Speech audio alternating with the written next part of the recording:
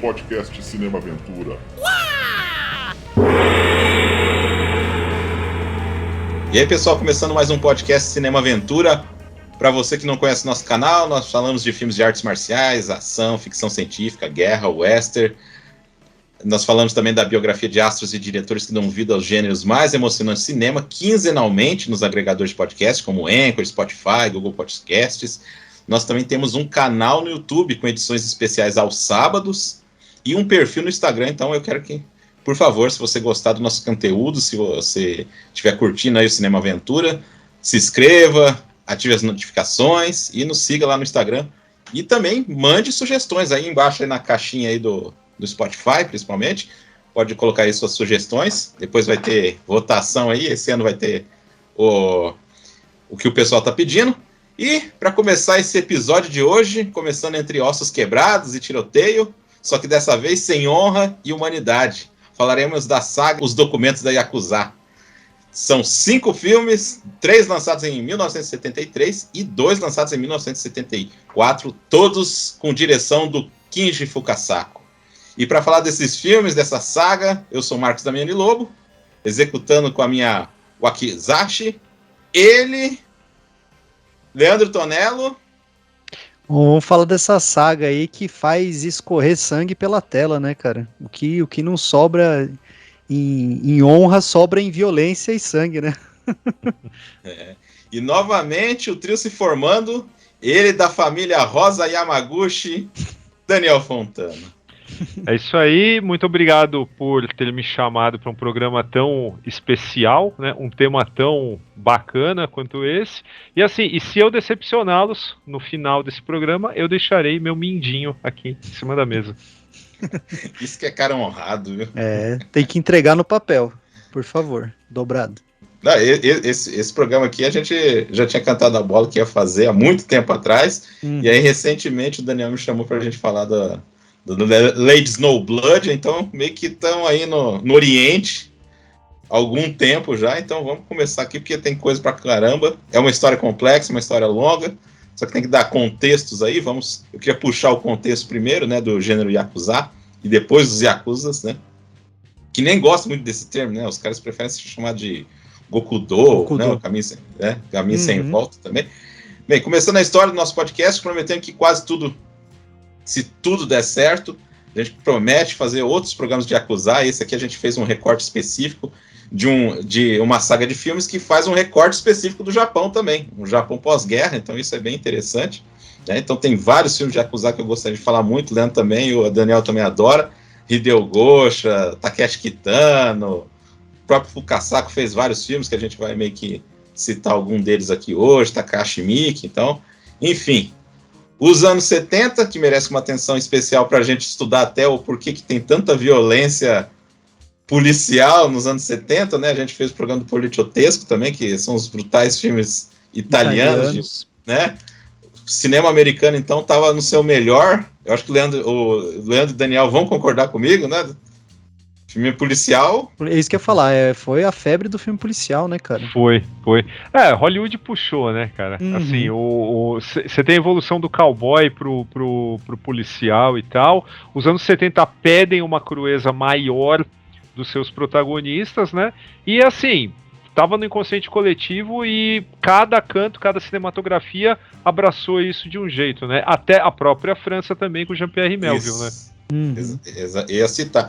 De um tom, sim, um pouco mais classudo, mas ainda, né? Pegando na veia ali. E muito desses filmes japoneses, né, foram feitos pela Nikatsu, que é uma das grandes empresas, uma das mais antigas do Japão, tá lá desde o começo do cinema japonês. Teve uma fase de ouro nos anos 60, né, um diretor de renome, por exemplo, que trabalhou muito lá, foi o Yamamura. O Suzuki também trabalhou muito lá, né, eles são gente boa, mas quando eles entraram nos anos 70, começou a fazer uma febre, assim, de filmes com produção, assim, a toque de caixa, um atrás do outro, né? E competiam muito, porque eles estavam competindo muito com a TV, então eles precisavam produzir muita coisa, né, para poder competir mesmo. E outro grande estúdio que era um rio paralelo ali, era a Toei, que era uma empresa mais ligada à fantasia, era uma coisa mais lúdica. A gente conhece muito a Toei, tem muito carinho pela Toei por causa dos tokusatsu, por causa das animações da Toei, né? Tinha muita influência de fantasia, mas eles começaram a entrar também com o pé na porta em questão de violência, né? Fizeram grandes sagas, muitas com a Meiko Kaji, né? Então, esse é o contexto aí do cinema Yakuza. E vocês querem falar mais alguma coisa aí? Manda aí, manda bala. Não, é interessante falar, cara, que é meio que indissociável a gente falar do Ninkyu Eiga, né, o filme tradicional de Yakuza, que começa ali o seu movimento ainda nos anos 60. É difícil falar disso sem associar aos filmes de samurai, né, que também era uma moda assim muito forte, né, produzia-se muito e tal. Mas o Ninkyu Eiga, ele é muito aparentado do filme de samurai, né? Então acaba se meio que deixando a questão do crime e da violência um pouco de lado, né? Porque você tem aquele lance, não por acaso, a gente vai falar do Documentos da Yakuza, mas o primeiro filme ele já entra com o pé na porta, né? Porque o nome é Luta Sem Código de Honra, né? E os filmes originais dessa vertente, eles estavam muito preocupados com a honra, então eles se diferenciavam um pouco dos filmes de samurai. Então é interessante ver isso, né? Que também é uma evolução que a gente viu também em outros protagonistas, em outras cinematografias também, né? Você vê que o gênero ele precisa ter uma revisão em algum momento, né? Não tem como você ficar naquele negócio, sabe, romantizando, sabe? Uma hora o público se enche e tal, o próprio gênero entra num beco sem saída, e aí você faz o quê? Né? Aparece um gênio como Kinji Fukasaku e vira tudo do avesso, né? Mas isso também, o virar do avesso, não é que ele chegou ali, toma aqui o Documentos da Yakuza e beleza, acabou. Valeu! Na verdade, isso já vinha sendo construído, né? Como todos os gêneros, né? O Ninkyu Eiga também encarou sua revisão na mão do Hideo Gosha e outros também, né? Uhum. E tinha muita ligação também com uma coisa meio artística mesmo, né? Que nem a Marca do Assassino, Flor Seca também, então tinha uma estética ali, né? Era pra contar com uma estética. E tinha esse lance que você falou. O Flor Seca, inclusive, tá dentro da Novela Vague, né? Japonesa, né? Isso que é mais interessante. Exatamente. E, pô, você vê a evolução, como o Daniel falou, né, pô, você vem primeiro do teatro do Shambara, né, que é bem característico ali, da honra, do samurai, e aquela coisa mais novelesca. Eu acho engraçado que por exemplo, o filme aí é uma coisa bem que destoa do ocidental, assim, porque em alguns aspectos, por exemplo, do Documentos e outros filmes de Yakuza, a violência é muito realista em certo ponto, mas as características faciais e dramatúrgicas dos atores são ainda muito teatrais, né? Mas você vê isso evoluindo depois com os outros filmes, ainda mais depois com o Takeshi Kitano, etc. Que aí sim a coisa vai ficando ainda mais realista pro ponto de vista de representação mesmo, né? Mas é nítido, assim, que tipo, o Documentos ele dá uma virada, assim, tanto na parte sexual também, que é uma coisa que era meio tabu ainda e tava começando a ter mais essa parte de exploitation japonês ali, né? É bem legal isso aí também. Eu ia revisar, cara. Eu não sei se vocês lembram, não sei se vocês têm a caixa do Suzuki. Eu ia pesquisar para relembrar, né? Isso aí acabei esquecendo. Ele contou que, assim, muito da popularidade também dos filmes de Yakuza é porque os próprios caras meio que apoiavam, né? Sim, porque eles eram, né, os berés ali da história, né, cara? Inclusive, eles compravam bilhete e davam pro povo, né? Não, é igual aquela zoeira que, por exemplo, no Sopranos, que os caras usam até a música do Poderoso Chefão e tal, meio que rolava isso também na Yakuza japonesa, assim, os caras, eles se sentiam representados ali e, pô, querendo ou não, né, o Documentos, a gente vai conversar mais tarde sobre isso, tem um contexto histórico real ali, então os caras se viam representados no que acontecia, o que também é problemático para alguns personagens ali que são totalmente odiosos, né, mas a gente fala mais aí. Nenhum se salva, né? Nenhum se salva, mas tem uns que não se salva mesmo, né, cara? Meu Deus, aí. Você torce pro cara morrer e não morre, né?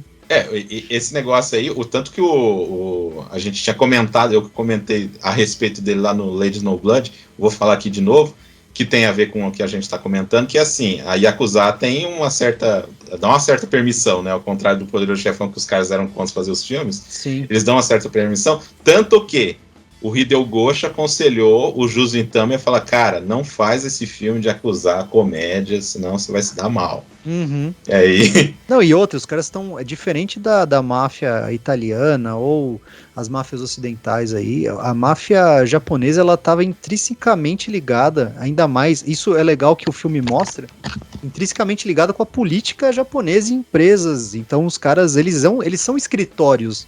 Não é tipo uma várzea, assim. Os caras têm escritórios, os caras estão embrenhados na engrenagem japonesa até uma certa época, né? Que depois acontece a ruptura total, né?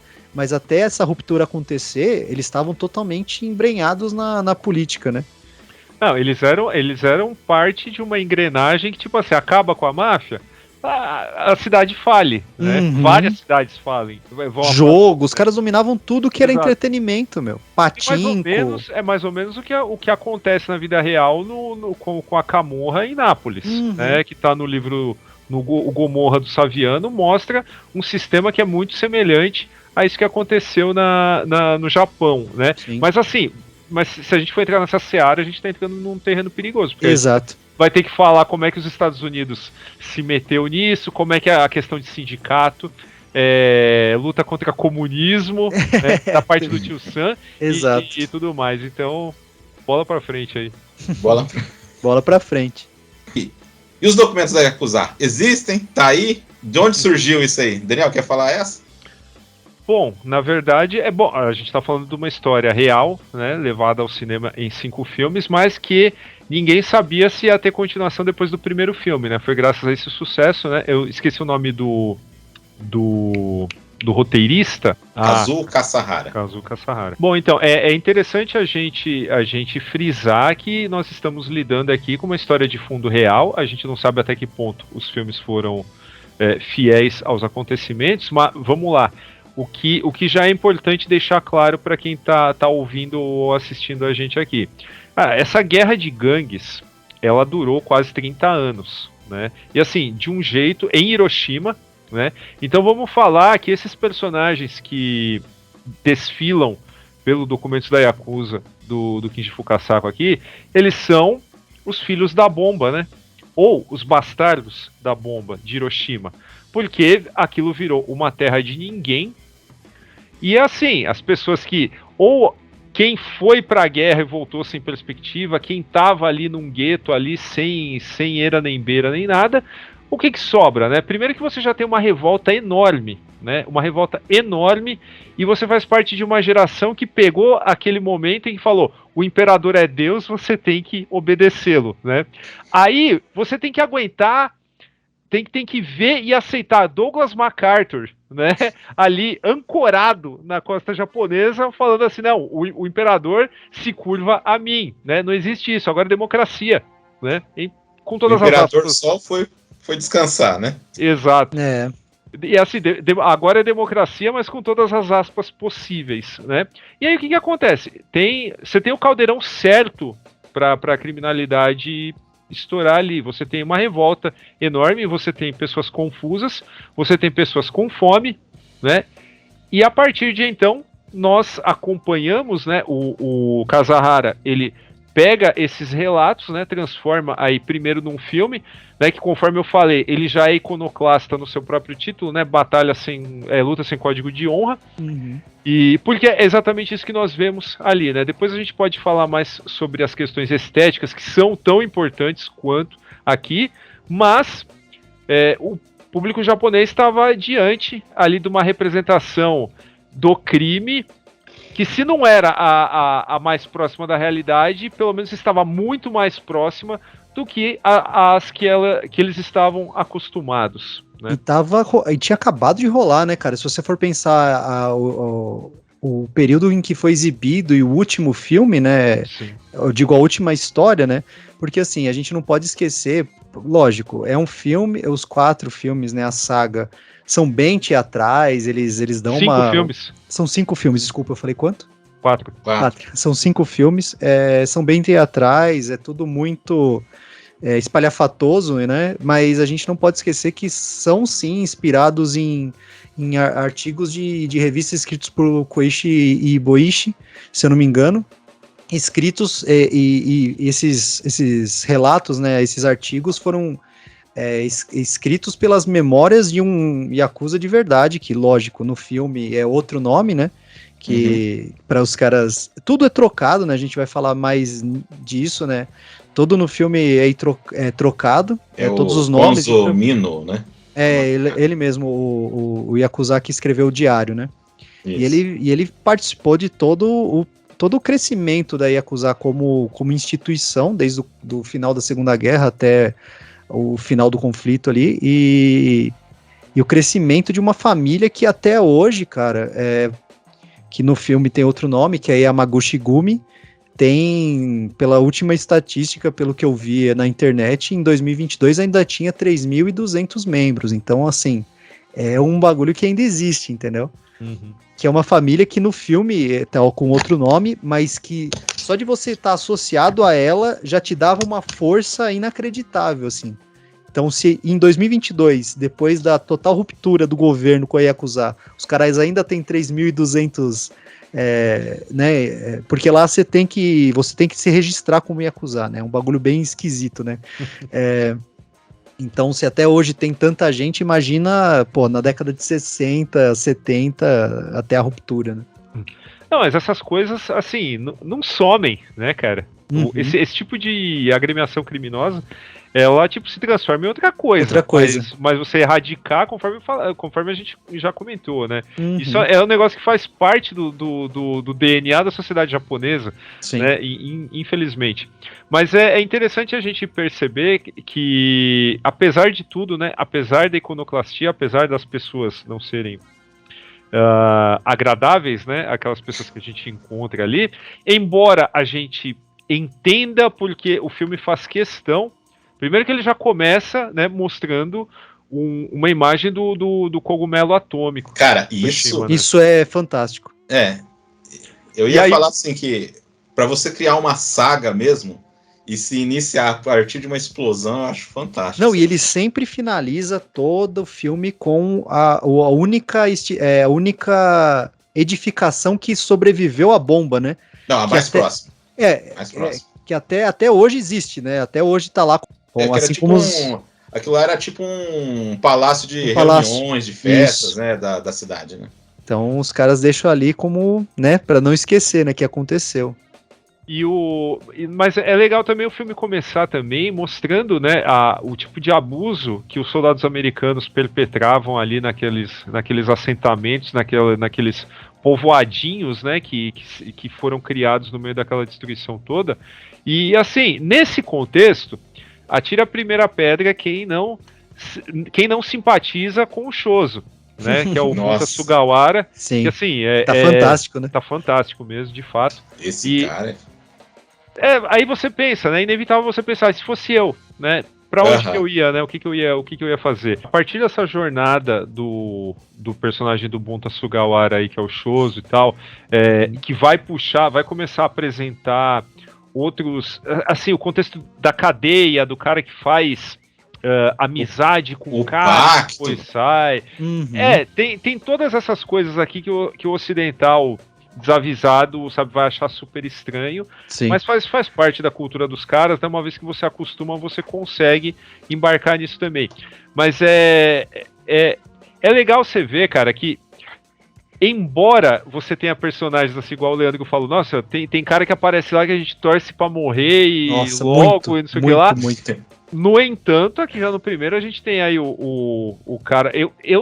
Cara, eu não vou lembrar nome de família e de personagem, eu nem tô com o MDB aberto aqui. Mas tem uns chefes ali, cara, principalmente o primeiro cara que dá oportunidade pro Shozo, ele é um cara que fica vivo a série inteira. E ele é um desgraçado, que o Yamamori. É o Yamamori. É o Yamamori. Que é a família principal da saga inteira. Assim. Exato. E assim, é um cuzão. Ele, a mulher dele, cara, sabe? Mano, os caras faltam vender a mãe pra sair Não, bem é na fita. Sensacional. Não, e a cara de pau do maluco, de ficar chorando, sabe? Você vê que o cara não tem escrúpulos nenhum, assim, o cara é nojento. Agora, é importante também dizer que, assim, essa questão é cinema verdade, né? Ah, sim, Tem esse lance que pode parecer, a gente falando assim, pô, mas o bagulho é muito Não, calcado na realidade e tal. Assim, algumas cê- pessoas podem interpretar que assim, Não, vai aparecer o cara indo no banheiro, a gente Não. esperando e tal. Mas então, o que eu quero dizer é que assim, dentro da mise-en-scène, do simulacro de realidade que é o filme, Exato. cara, ele traz muita novidade pra época, né? Contexto é tudo pra gente curtir filmes, assim, curtir movimentos, cinematografias diferentes e tal. E aqui não é diferente. E por que isso? Talvez quem caia nesse filme aí, eventualmente, já conheça, sei lá, Mizoguchi, Kurosawa e tal, caras que já estavam. O Gosha, ainda vou falar que assim, é um cara que tá mais próximo do Fukasaku do que dos grandes artistas plásticos. É que ele é um cara de transição, né, Daniel? Isso, sim.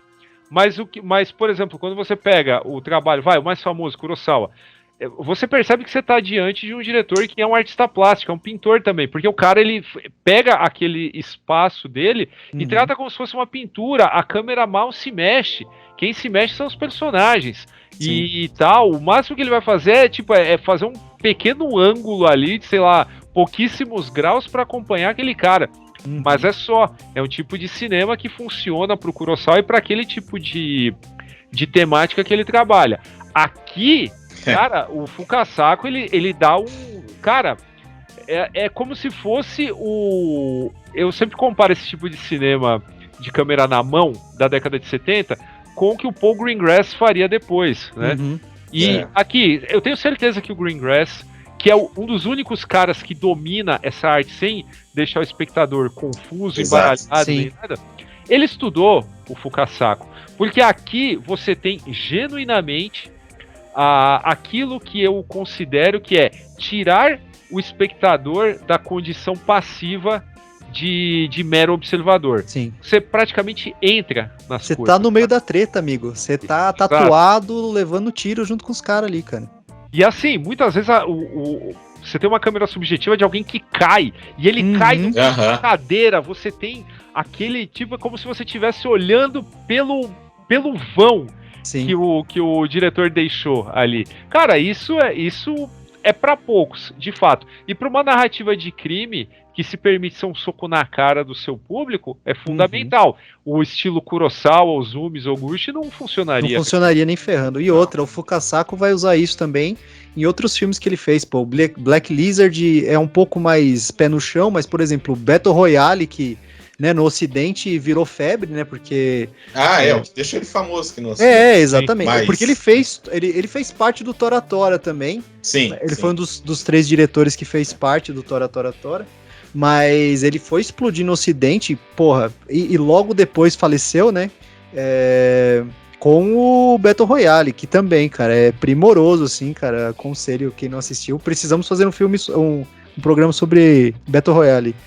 Mas o diretor é essencial, cara, pra tudo, é o que eu falei. E outra, você não tem um momento assim de tédio, assim. O filme é bem. Não.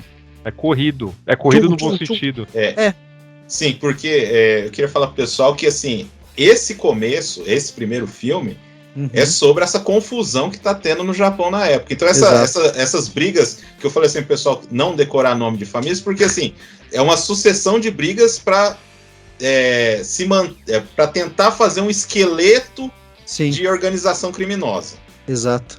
Vai começando e vai mata aqui, assim, mas assim, a saga do personagem principal, o Shozo, você vai entender o que tá acontecendo. Então, você não vai ficar perdido, você vai só se perder um pouco nos nomes, mas como ainda eles estão fundamentando as estruturas, e no 2 é um pouco assim, mas é um pouco menos, mas ainda a narrativa é bem frenética, se justifica por causa disso. E corajosa também, né? E reforçando, você quer realidade, beleza. vai ler a história mesmo que aconteceu, vai procurar a história do Yamaguchi Gumi, tem uma parte bem específica disso da história japonesa, desse conflito de Hiroshima, só que assim, o filme, ele, por mais...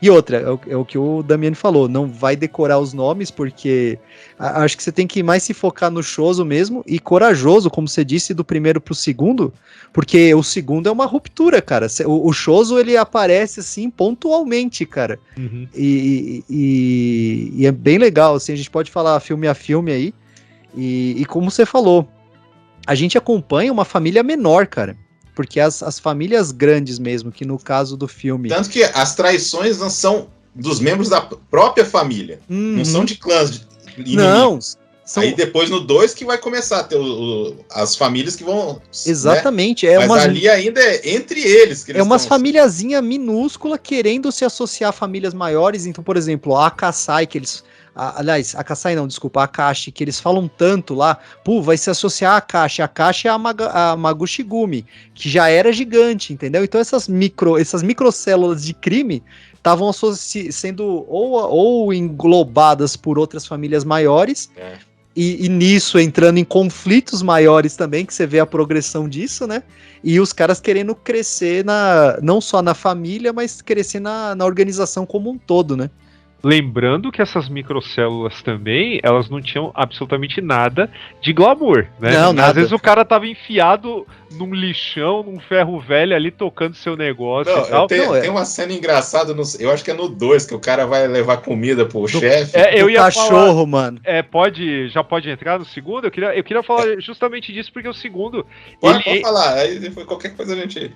A gente vai voltando, porque o primeiro é meio que o que o Damiani falou, é a construção da microfamília, toda a história do Shoso, né, sendo manipulado ali e entendendo qual é o jogo, né, e perdendo os amigos dele pra própria família, o que é foda. E um detalhe, como é documentos da Yakuza, o filme tem um tom de documentário, então tem um narrador que vai falar, então aconteceu isso aqui, não sei o que, pra dar uma elipse pra poder acontecer o próximo joga o jornalzão na sua cara ali e mostra o que tá acontecendo, mostra o que os personagens estão fazendo ali. Aliás, de pena, né? A pena, pra onde foi. E falando do primeiro filme também, é o primeiro filme que o Hiroki Matsukata morre. Aí ele vai aparecer depois de novo, mas como outro personagem. Também, né? É uma morte estúpida. Consequência de estupidez, né? Isso que eu ia falar. Na verdade, morte programada pelo velho desgraçado que não morre. O personagem, pra mim, o personagem mais odioso da saga, cara. O Yamamori, o cara o ator é fantástico. Você sente prazer em odiar ele, né? Porque as caras e bocas que ele faz, tal, né, todo sentido quando os caras discordam dele, né, que ele só quer o bem da família, mas o cara é um manipulador desgraçado, cara. E é ele que causa a morte do próprio capitão dele, cara, por desavença, né, porque o capitão viu que ele é um bosta, o cara é um covardão, entendeu? Ô Daniel, você ia falar da...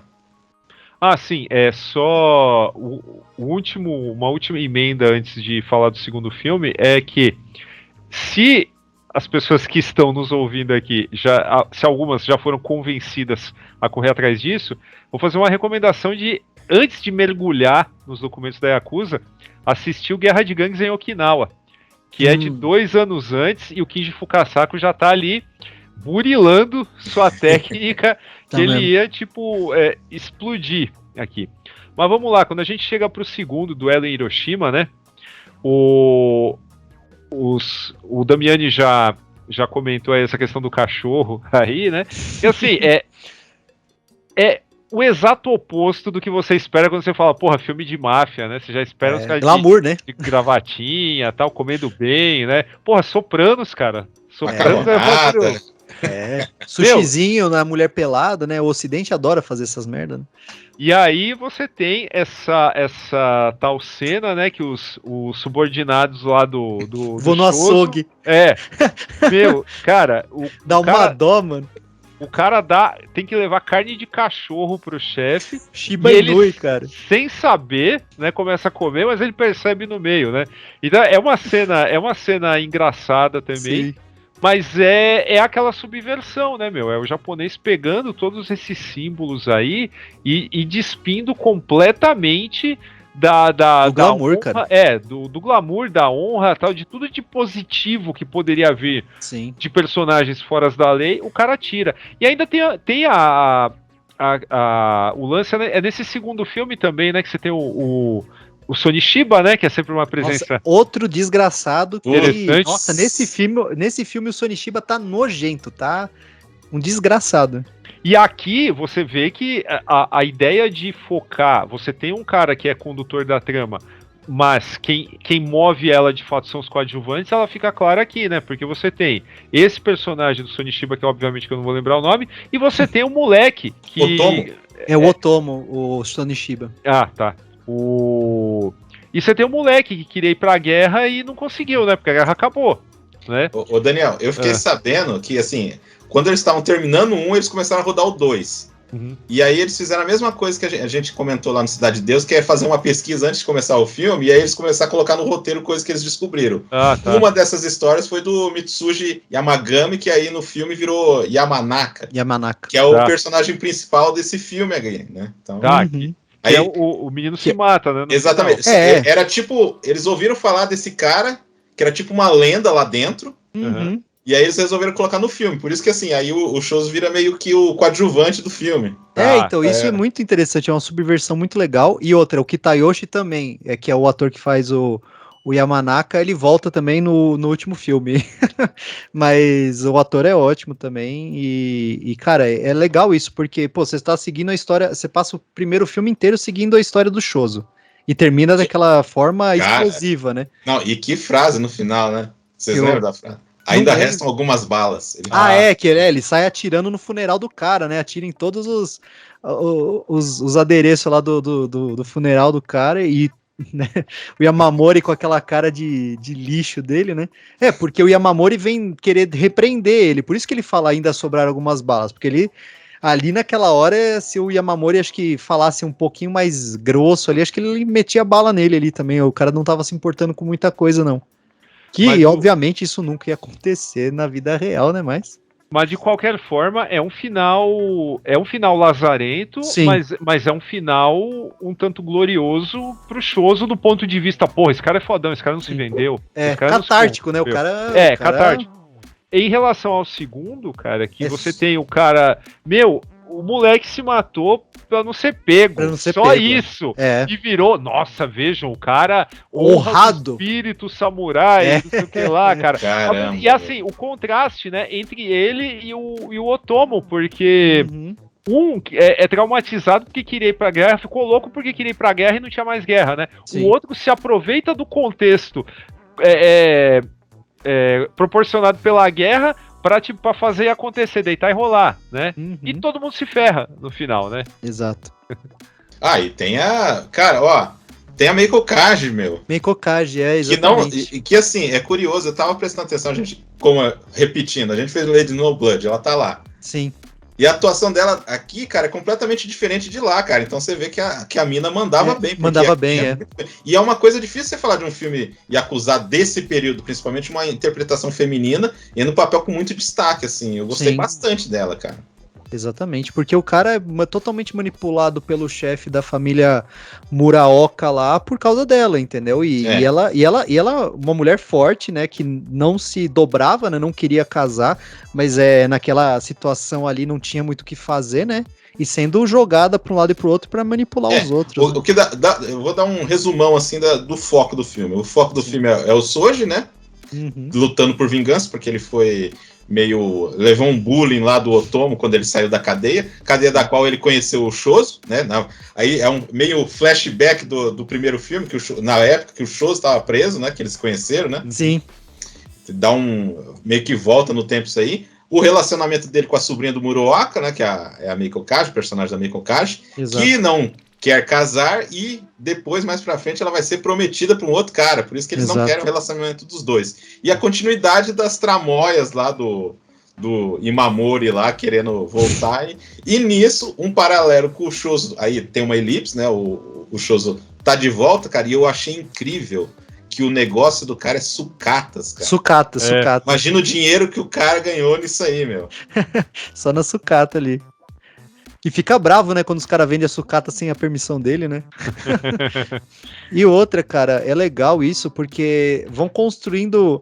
E por isso que é interessante você assistir esses 5 filmes, tipo, meio que numa sequência mesmo, porque você vê as relações que o Shozo vai criando com alguns outros Yakuzas, tipo o Matsunaga e outras famílias, que no futuro vai fazer com que ele seja um cara influente, porque ele tá sempre se comunicando ali pelo tempo que ele passou na cadeia também, por N coisas que ele fez, né? Tem, tipo, assassinatos, etc. E a gente entende também os mecanismos, por exemplo, esse negócio do cara ser irmão, né? Por exemplo, lá na cadeia ele ficou irmão do cara que era da gangue rival lá. Exato, são vínculos, né? Exato, por isso que muitas vezes eles vão entrar em conflito, só que o cara fala, não, eu não posso fazer nada porque o fulano é meu irmão. Até uma cena engraçada nesse filme aí.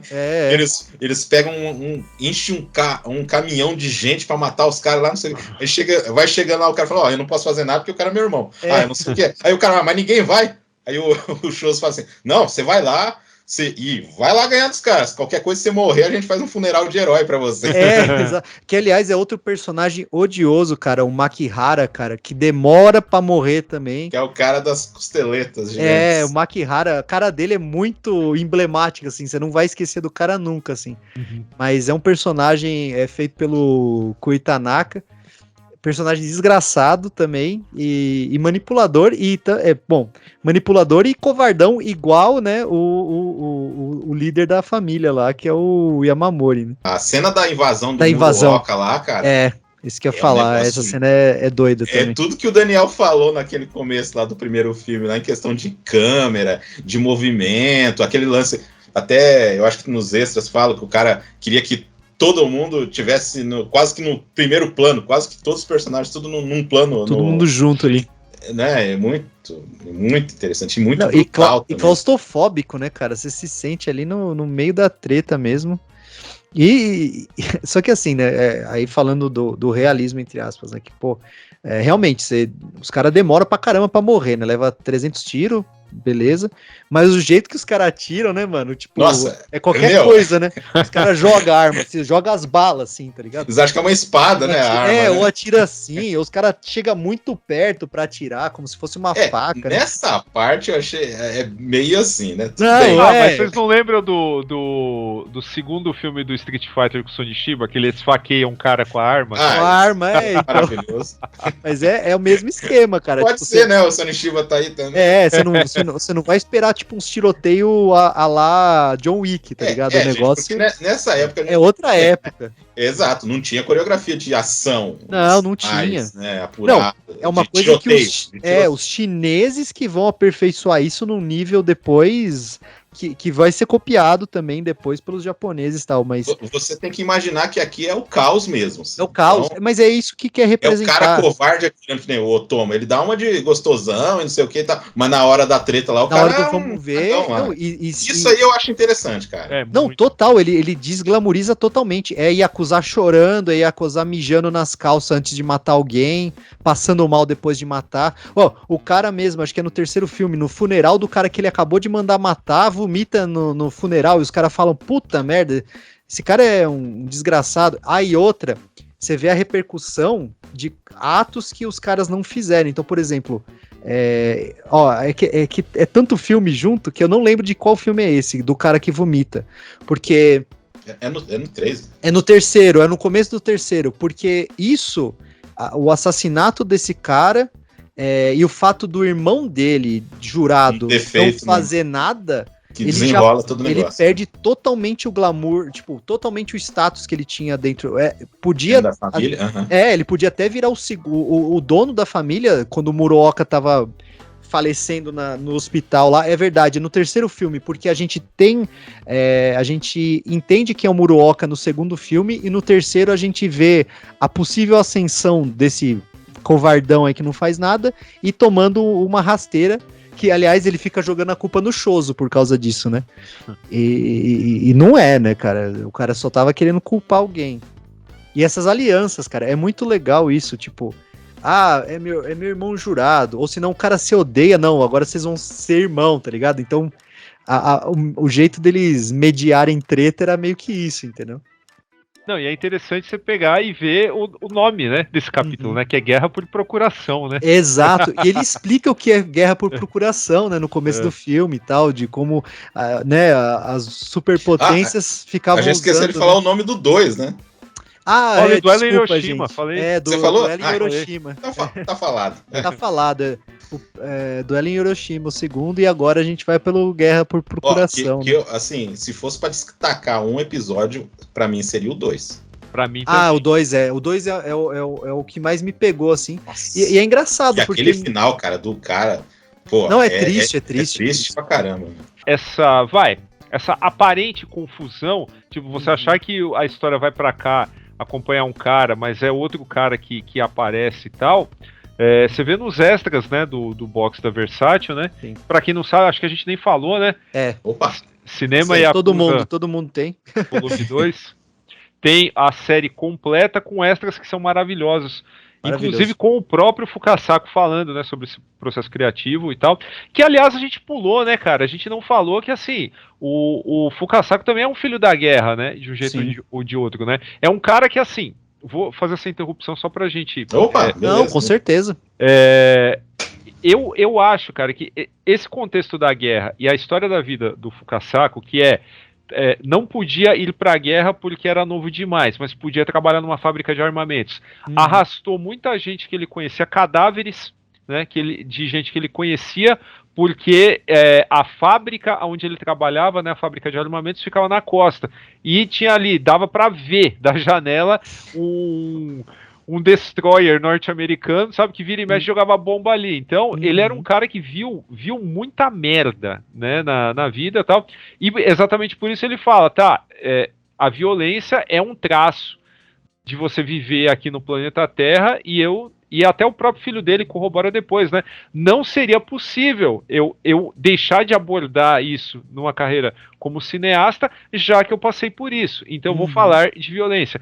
Esse falar de violência é interessante, né? Porque parece que assim, o cara só faz um filme violento. Não, é uma abordagem da violência. Ele não é um poeta da violência igual Arthur Penn ou Sam Peckinpah.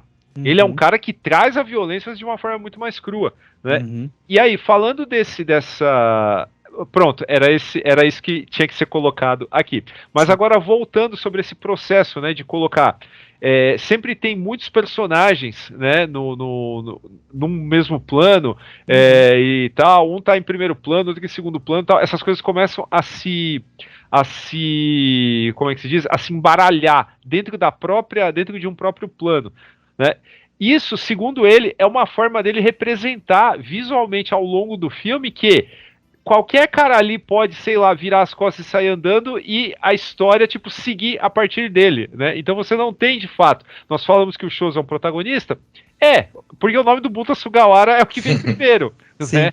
Mas no geral, qualquer um daqueles pode ser um protagonista, cara. Mal comparando, eu sei que vocês vão me odiar por essa comparação, né? Mal comparando quando Game of Thrones era bom, né? Sim, que o que importava era o mundo, né? O que estava acontecendo no mundo, não um personagem só, né? É que aí aí é importante ressaltar isso, né? A gente tá vendo essa história através dos olhos do Shozo, por isso que ele é o principal, porque o diário que foi escrito na realidade é teoricamente o Shozo, né? Que inclusive no episódio final mostra ele escrevendo esse diário, né? Que vai ser usado para escrever os artigos que serão feitos, né, e transformados em filme aí. Então a gente meio que vê tudo acontecendo do ponto de vista do Shozo, né? E entre outros personagens interessantes aqui, que é o Akira Takeda, né? Que é o Akira Kobayashi, né? Que também fez uma porrada de filme na época ali. Sim. E esse terceiro filme você já vê a carga frenética um pouco mais desacelerada, né? Porque aqui já tá num outro nível já, né? Já não mais tá político. Aquela bagunça ali embaixo. Exato. Porque é mais político. E isso é legal também, porque você vê... É nítido isso, e mostra. Conforme você vai subindo na escada da Yakuza, quem vai morrendo, cara, é peão. É o Yakuza-chão de fábrica ali, cara. É o cara que acabou de entrar, ou o cara que quer se mostrar por exemplo, o moleque lá que depois entra pra gangue do Choso, pra família do Choso, pô, sabe, não, o cara nem pediu pra fazer nada e ele vai lá e mata o cara. E ele fala, puta, o que você foi fazer, mano? Você causou uma guerra agora. Sabe? Então você vê essa imprudência da juventude e quem vai primeiro pra vala são esses caras. E quanto mais velho você vai ficando, que aí você vê, tipo, as cobras criadas mesmo, são os tiozão que vão só mandando os caras pra guerra, tipo generais mesmo, entendeu? E esses caras sem pudor nenhum e sem medo vai jogando soldados pra morrer, cara. É aqui que o cara, por exemplo, o cara que faz o negócio assim, quer ser muito proativo, né, no mundo do crime, nunca dá certo, né? E aí, cara, em vez de cortar o dedo, o cara corta a mão. A mão, o braço, aí o Choso fala, você acabou de fazer uma cagada inacreditável, cara. O cara corta a mão inteira, tipo, alguém leva pro hospital esse cara, tá ligado? E outra, é o que você falou, cara, é essa necessidade, toda proatividade será punida, né? E esse filme mostra isso nitidamente, assim, os caras que são muito proativos, eles são os primeiros a morrer e a causar problema, né? Porque depois aí a mulher do cara tem que se prostituir, né? Tem todo um lance assim, né, cara? Cara, aí tem isso é trágico, né? Quando você para pra pensar, né, cara? E você vê, tipo, só as pecinhas caindo, né? Porque o cara perde a mão, né? Corta a própria mão, a mina se prostitui, aí ela tem que dar pro lutador que tava lutando pra volta do Choso, que tinha acabado de sair da cadeia. Aí esse lutador fica muito louco, aí causa uma treta que o cara corta a orelha do lutador e esse cara depois vai entrar pra gangue do Choso. Isso aí eu acho assim. Isso é uma falha que eu acho, assim, que é o seguinte, tudo bem, a gente não tá fazendo de personagens, mas assim, por exemplo, o Kuromoto, né, que é esse carinha aí que mata, exato. Que corta, né, o Wesley lá, né. Exato. Dá uma, assim, a sequência é muito boa, a ação é legal, essa parte é bem feita mesmo, assim, né, da luta dos dois. Então, dá a impressão que aquele personagem vai ter um peso enorme no filme, mas não. Nada. Ele desaparece e só lá na frente que aí ele volta, você vai, eu acho assim, porque é tanto destaque pra uma coisa que não... Não, e outra, frente, então, né? é um personagem menor que depois, tipo, ele tem um final trágico, como todos esses jovens aí, lixo, que os caras vão descartando, né? Mas é interessante mostrar isso, que, tipo, o moleque meio que entrou na treta, já tem um temperamento violento, depois, pra não ser morto pela família do Choso, vem a mãe, né, falar, tipo, esse moleque não tem mais jeito, você não quer pegar ele aí pra sua família e, sei lá, fazer alguma coisa com ele, né? Tanto que o Choso dá uns tapas, né? Ele vai dar tchau pra sua mãe. Tipo, ele vai... né? Educação básica, né? Pá, dá um tchau pra sua mãe. Agradece sua mãe. Então, é meio que isso, assim. É uns caras, tipo, que na sociedade totalmente social, né? Japonesa, o cara que não se enquadra nos padrõezinhos que o Japão estabelece como, né, o que é o certo, esses caras vão se afundando no que dá, entendeu? E nesse filme o Yamamori é uma figura quase cômica, né? Sim. É quase um alívio cômico no filme, né? Total, sim. Porque ele já perdeu o prestígio, por mais que ele seja o dono da família ali, meio que ele tá, né, tipo, o tiozinho ali e tal, e você vê o Choso querendo se desvencilhar totalmente dele, né, porque ele não aguenta mais o cara. No 2 os caras, é engraçado, isso aí é foda, cara, porque o Choso tá numa situação assim que ele... Eu não tô querendo dizer que ele quer fazer a coisa certa, mas ele é o cara mais honrado ali entre os caras, né? Ele tem um código dele, né? Ele tem um código dele, ele quer meio... Porque assim, o que acontece no final parece que desde o início que ele já queria que aquilo da Yakuza se tornasse aquilo que se torna no final, assim. Sim, sim. Aí você vê, tipo, o Choso sempre, ele já tá de saco cheio, tipo, é aquele cara que sabe que o chefe dele é hiper tóxico, mas não pode pedir as contas porque ele tá no pior de tudo, os caras que escolhem o Yamamori pra ser o representante principal, e ele fala, cara, vocês vão escolher esse cara, só vai dar merda. E mesmo assim, os caras escolhem e depois meio que traem ele ali, porque ele acha que os caras estão do lado dele, mas não, era só pra ele dar uma de laranja, né, no final. Exatamente. Que é o Yamaguchi, o Matsunaga e o outro cara lá também, que são os caras que ficam só manipulando ali. Oh, meu Deus, a gente falou dele já, o Hiroki lá, né? Sim. Qual que é a doença dele? Ele tem um problema pulmonar, né? É como se fosse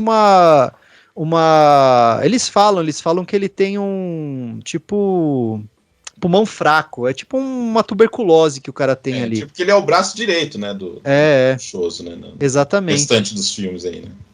Nos restantes não, ele morre, né, nesse filme e depois ele vira de novo... O outro doente, o cara tem problema no fígado, né? Exatamente. Caramba, meu. E os caras metem o blackface ali. E era pra ele ser o Choso. Ah, é? Eu adoro esse ator, cara. Eu adoro ele, eu gosto dele no 360. Na hora lá eles trocaram de papel.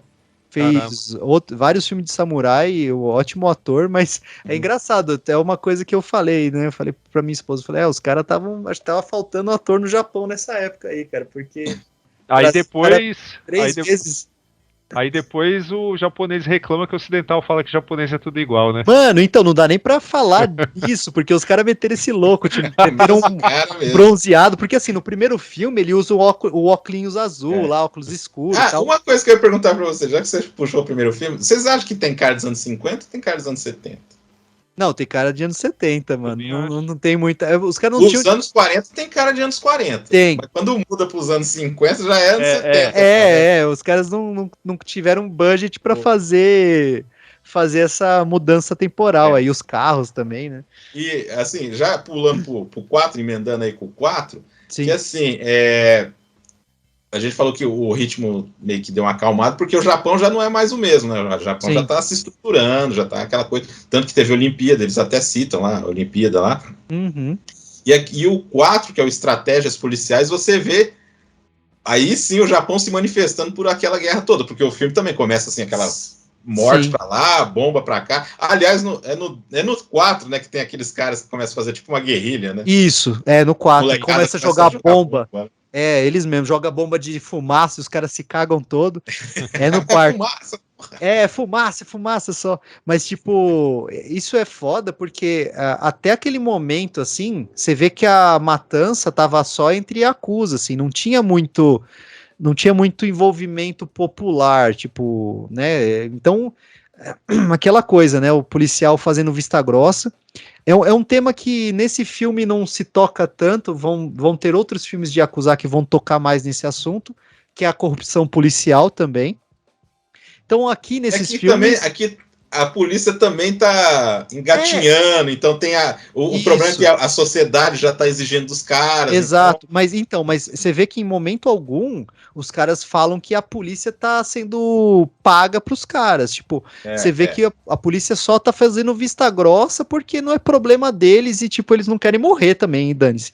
Mas, tipo, nesse filme não se toca muito em corrupção policial, entendeu? Que é uma coisa que, por exemplo, Bad Cop depois vai pegar muito os filmes já é meio revisionista. Não, total. Mas assim, é legal ver também a polícia, tipo, tentando fazer acordo com os caras, né? Porra, para com essa merda, para de...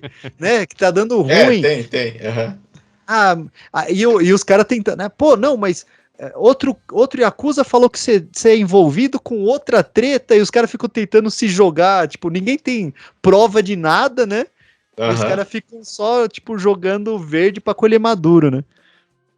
O quarto filme também, cara, além dessa mega, que é o foco do filme, nessa mega operação, né, contra o crime organizado e não sei o que lá, você tem ali, pra fazer parzinho com o Yamamori, um cara que é assim, é nojento também, que é o Ultimoto, né, cara? Ultimoto, cara. Puta merda, cara. É foda mesmo. Que já tava no 3. Não, ele é o pior tipo de covarde, né? Covarde é praia ainda, né? O covarde e rato, né, cara? Que aqui ganha, né?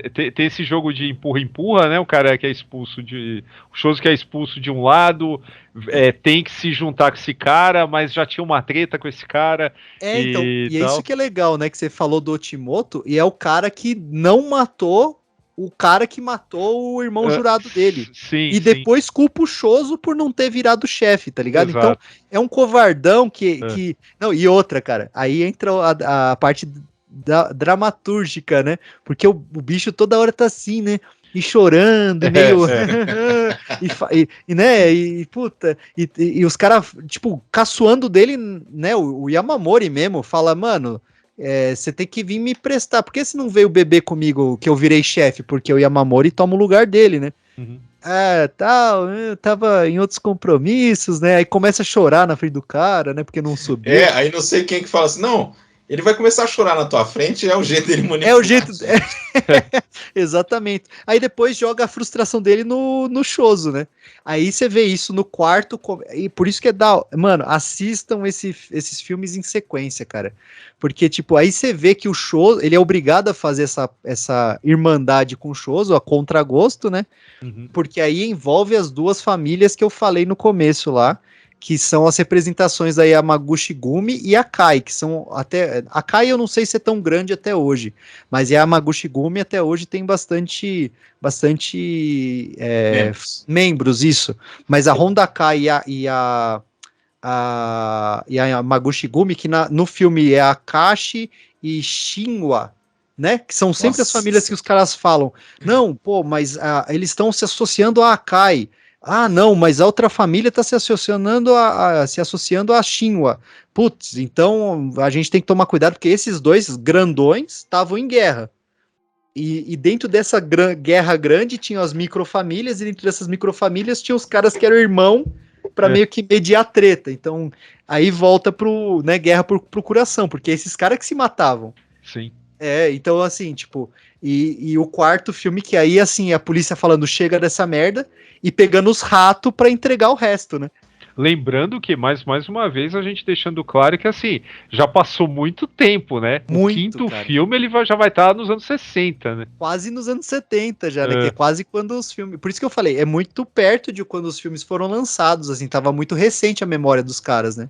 E esse filme é legal também, porque vai combinar, porque o Yamamori porque quer tirar a força do Choso, né? E traz o outro capitão dele de volta, né? O Ishioka. Isso, Ishioka, cara. Que é o último como que fala? É o último ressurgimento aí do Hiroki, cara. E enquanto o Choso tá preso, né? Porque no quarto filme ele quebra, a polícia acha um jeito de falar, mano, você quebrou a condicional, você vai voltar pra cadeia, né?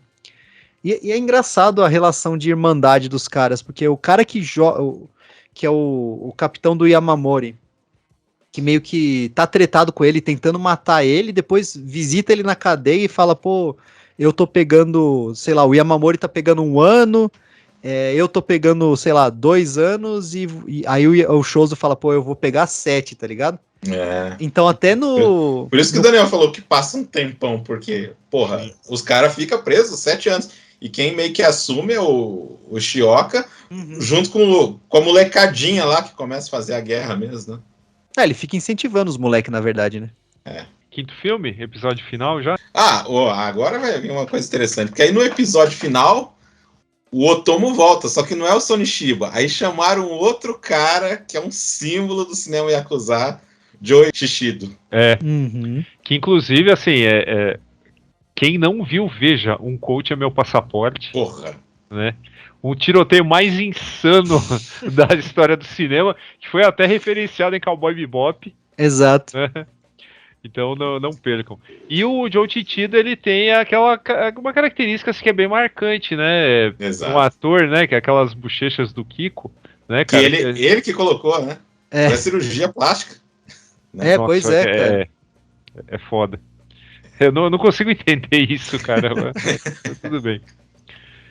E enfim, mas aqui o episódio final ele vai marcar aqui um negócio que eu acho que faz parte de toda a narrativa contemporânea de crime. Lembrando que esse filme é de 74, então ele já estava na vanguarda. Que é algo que a gente pincelou lá no começo, né? Mas aqui acho que culmina e sabe, fecha nosso raciocínio.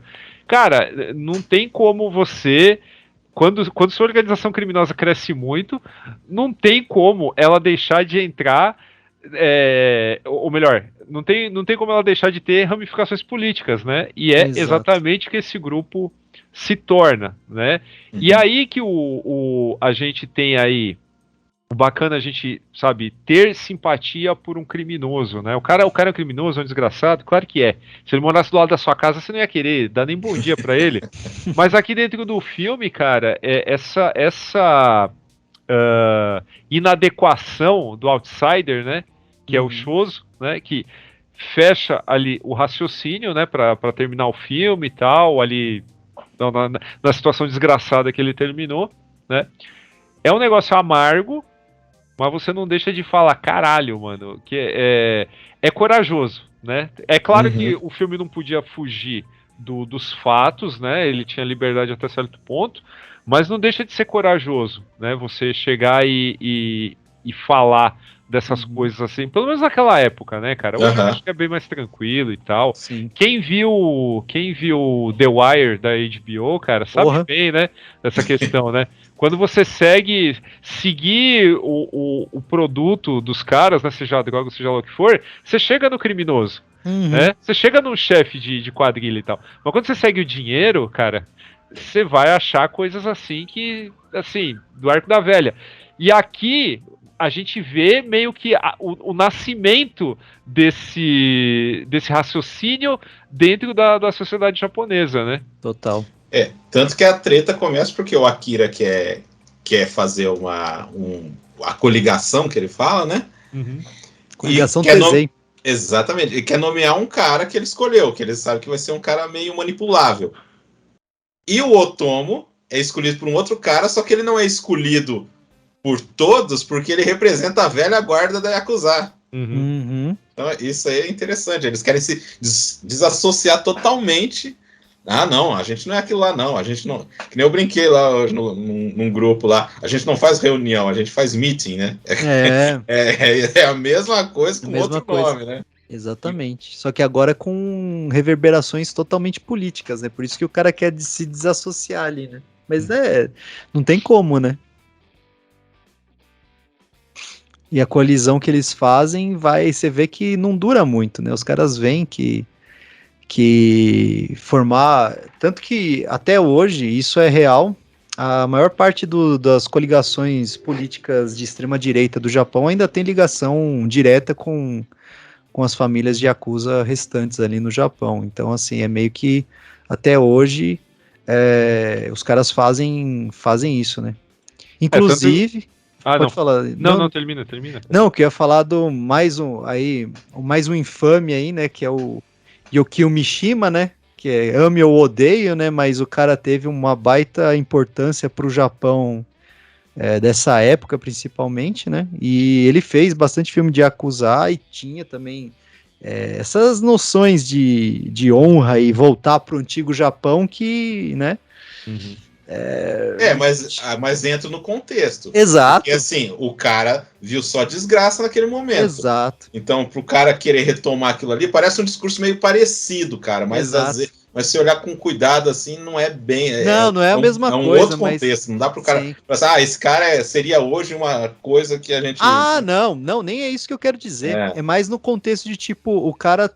Ele não estava isolado no tipo de pensamento que ele tinha na época ali, e os caras meio que representavam isso de certa forma, entendeu?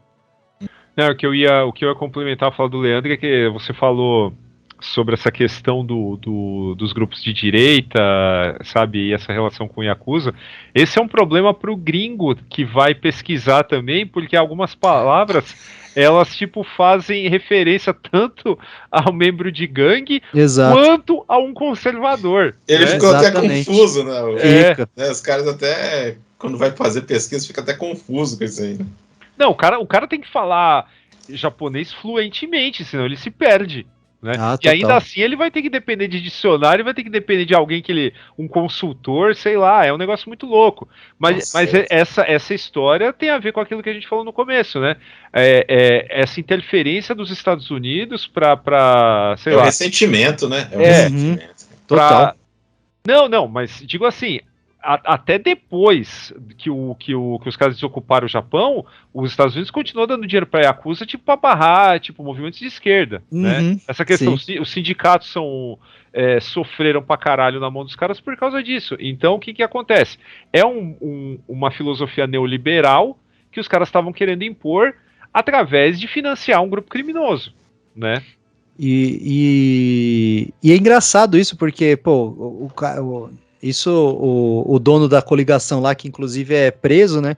Que aí volta o nosso querido que morreu no segundo filme, esqueci o nome dele, a gente acabou de falar do cara. Que ele volta pra. Que tipo, o cara que meio que tava tretado com o Choso, que faz toda a coligação, ele é preso e esse cara assume no lugar dele, o jovem lá. E os caras não vêm com um bom grado, tipo, primeiro, um jovem, um cara que, né, que é meio que desassociado do antigo pensamento ali, tanto que aí começa a treta, né, pô, essa coligação não é Yakuza porra nenhuma, né, e os caras começam, aqui o Kiko, eu vou chamar ele de Kiko, aí fica loucão e quer partir pra violência, né, porque... O cara que tava no lugar do Choso mata um membro e os caras falam, pô, mas ninguém vai matar esse cara? Ah, mas não... Ah, né? não, a gente não quer mais. Não, mas a gente tem que matar. Fica aquela coisa da tradição ainda, né? Tentando... Exatamente. Porque o Yoshioka lá tava que é o Hiroki, né? Tava metendo o louco mesmo e queria a violência, né? Tanto que ele fica instigando os jovens, né? Não, mas quando o Choso sair... Como assim? Ah, nossa, vai arrebentar. O cara vai falar, mano. E o Choso já tava em outra. Aí que é legal. O Choso já tava escrevendo o diário que vai virar os filmes, né? Já falando da treta e tem uma frase muito legal nesse filme também, que é entre ele e esse chefe da coligação, que ele fala, vamos sair para beber depois. Ele falou, não posso beber com você. Seria uma traição a todos aqueles que morreram na nossa guerra. Sim. Porque por causa do Yamamori, eles tretaram. Muita gente morreu na treta entre eles dois. Só que nenhum dos dois morreu, né? Então você vê isso, né? Tipo, os cabeças nunca vão pra vala. É foda isso aí mesmo, hein? Então, assim, é legal isso. E outra, o final também, super agridoce, né? Tipo, do jovem... gente, não espere o tiroteio final. Não tem. Acontece um tiroteio final, mas não... na ação direta dos personagens principais, é outra coisa. E é o que eu nem falei, catarse. Cara, mas não espere, como o Daniel disse, não espere catarse, cara. Não vai ter catarse, não. É realidade, entre aspas, ali, né? Ele tenta ser real nesse ponto, né? Um Choso totalmente diferente ali, que já não quer mais fazer parte daquilo, já tá cansado. Já. Diferente. E é engraçado, porque lá no começo do 2, os caras... querem que ele saia. Não, no finalzinho do 1 pro 2 também, eles querem que ele saia e ele não quer sair. Não quer. Ele. Não, toda hora, cara. Até a hora que ele vai perder o padrinho dele, os caras falam, mano, estão falando aí que talvez fosse melhor você sair da associação. Não quero, prefiro morrer, me mata então. Aí os caras, não é assim, cara, porra. Aí vai essa política, mas chega no final ele fala, mano, não tem propósito isso daqui. Porque ele vê a quantidade de moleque ele tá vendo que o negócio tá uma escalada assim que já não... Não tem propósito, cara. E ele vê, e isso é legal. Desde o primeiro ele vai vendo que os anciões, eles só continuam lucrando em cima da morte dos caras, entendeu? Então ele tá totalmente desacreditado assim do que os caras vendiam pra ele como sendo essa escalada de vida, que o cara nunca teve, na real. Mesmo com todo o renome, entre aspas, que ele adquiriu em todos esses anos, né? Matando, sendo preso, não serviu de nada, né? Continua a mesma coisa. Pra quem tá com saudades aí, então, depois de ter assistido toda essa saga, pra quem assistiu essa saga, só indicar essa saga, depois teve uma outra saga com nome parecido. Isso me confundia muito antigamente, porque eu achava que o Batalha Sem Honra e, né, Código de Honra, achava que era tipo, é um filme, aí tem o Neo, aí tem... Mas não, é outra saga que não tem nada a ver com isso aqui, né, que foi feita depois, também do Kinji Fukasaku, né. Outro filme também bom dele é... Policiais versus Bandidos. Como é que é isso aí, Daniel? Mesmo? É a mesma pegada, né? Na mesma pegada mesmo. Assim, né? Mas tem o Bunta Sugawara, o Bunta Sugawara do outro lado da lei, né? Agora ele é polícia. Sim. Ele tá do bem aí no Policiais Bandidos. Tem a Reiko Ikki, né? Que a Reiko Ikki tá nos filmes aí que a gente comentou aí também. que é a mulher do cara lá que tem que se prostituir, coitado. Que mais? Bem, em 2000 teve também uma refilmagem, um segundo filme em 2003, então eles continuaram com essa saga aí. Que nem o Daniel falou no começo ali, que é uma saga seminal para essa questão da violência, ser mais bruto, não ser glamuroso, né? Não é um filme acusado glamuroso, então marcou muito isso aí, cara. Vamos lembrar, cara, que assim, a relação, não por acaso, né, no box do Documentos da Yakuza aí na parte de depoimentos, você tem o William Friedkin falando, né? E tudo isso que parece estranho, tanto pode ter parecido estranho para o público japonês da época, pode parecer estranho para o público de hoje, sabe, olhar esses filmes, mas é aquela frase, aquele mantra que todo cinéfilo tem que ter, cara. Contexto é tudo, né? Então, o próprio William Friedkin, ele fala que, porra, o Fukasaku poderia ter dirigido a Operação França, né, porque era um policial diferente, né, para aquela época e tudo mais. E por que era diferente? Porque você tinha um policial que era abertamente racista, era abertamente bruto, dava tapa na cara de pessoas no Harlem, foi aplaudido pelas plateias do Harlem, porque finalmente o cinema mostrava um policial que eles conheciam da vida real, né? Não estavam endossando o comportamento do cara, eles estavam aplaudindo a coragem de mostrar um policial como eles viam no dia a dia. Verdade, né? E o que a gente tem aqui nos filmes do Kinji Fukasaku é exatamente isso, né? Você tem a desgraça, você tem a falta de moral dos caras, você tem um cara, sabe, cobra comendo cobra e tudo mais, existe pureza até onde isso é possível dentro desse mundo, nesses filmes? Existe, né? Só que ela não é agradável para nós, né? E é justamente o apelo desses filmes para mim, cara, é você justamente poder, sabe, olhar para esse mundo que é tão diferente do nosso, né? E assim, sem firula, você não vê gente fazendo alguma coisa que você fala, ah, porra, mas isso aqui tá exagerado, esse bandido não é assim, e não sei o que lá. Não tem isso, né? Você pode reclamar de várias outras coisas, né? Mas da representação do mundo do crime, certeza que você não vai reclamar. E vejam também, sei lá, comparem com outros caras que popularizaram esse negócio de câmera na mão, sabe? Sei lá, o próprio Costa Gavras no Z também, não sei. Também é o queridinho do William Friedkin. Sei lá, vejam os filmes policiais, tanto dos Estados Unidos, quanto da França, quanto do Japão, sabe? Compara isso, né? Vê como é que eles conversam entre si. Quem gosta de cinema mais moderno, né, e às vezes não quer tocar muito nas coisas mais antigas, é interessante para você entender como, por exemplo, porra, foi emblemático, assim, comecei a assistir para rever pro podcast esses filmes, aí minha esposa falou, você vai ver algum filme do Tarantino? Por causa do começo do Kill Bill, né? Que a musiquinha, né? Cara, Tarantino bebeu dessa fonte, mergulhou, né? Cara, totalmente. Então, a minha esposa falou, nossa, esse som aí é muito Tarantino. Eu falei, cara, Tarantino, né, pegou muita influência, nadou nessa fonte aí demais, inclusive. Então, pô, cara, tem gente que... Não que eu acho que todo mundo, eu acho que também elitismo é escroto, assim, mas, cara, se você gosta de cinema, gosta de, tipo, e quer se aprofundar, vai buscar esses caras mais antigos que influenciaram os caras novos que você gosta, entendeu? Amo Tarantino, pô, cara, ó de onde o Tarantino tirou as coisas legais que ele fez, né? Então, dá uma chance pra esses carinhas aí. É que nem o Daniel falou, que o Friedkin falou, né? Que contexto é tudo, então é legal a gente pegar esses 5 filmes e ver como é que também ele conta a história do Japão, assim. Tem aquela linha também da história do Japão, como é que o Japão estava tentando se reerguer, assim, não é o foco do filme, mas está dentro do filme, está nas entranhas do filme.